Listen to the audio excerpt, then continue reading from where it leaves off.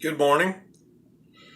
This morning I want to talk to you about something that's pretty common, something that's a matter of concern for any of us who do manual labor. This has to do with the danger of rings, particularly. Now, other type of jewelry presents other types of dangers, but I want to talk to you about the ring particularly. Back in '08, a Croatian handball player called Ivan Cupic had been forced out of the Olympics after he lost his finger in a freak accident that involved his wedding ring. Cupic, who was 22 at the time, was at a training camp in the coastal town of Reykjavik when he tripped over and caught a wire fence with his wedding ring, which sheared his finger off as he fell. So they took him to the hospital, where unfortunately they had to amputate approximately 2/3 of the finger. So this was the squad doctor and the surgeon who said that. Of course, he cannot play with such an injury. Now, at that time, Croatia was a defending champion, so they were some of the gold medal favorites.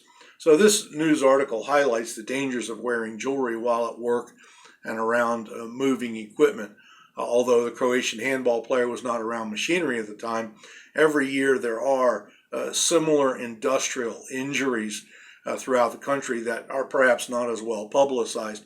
The only reason we heard about this one is because of his rating as one of the top Olympic athletes. So such an injury and the amputation of 2/3 of a finger is tragic, even more so for an Olympic handball athlete. Now, this is where it comes down to us. We make our living with our hands. And so all of us who are involved in manual labor run this risk if we're wearing rings particularly. And I would have to tell you that for probably 30 years, as long as I was hanging iron, as long as I was in fab and that sort of thing, I did not wear a wedding ring. I didn't wear any of that. And my wife understood it.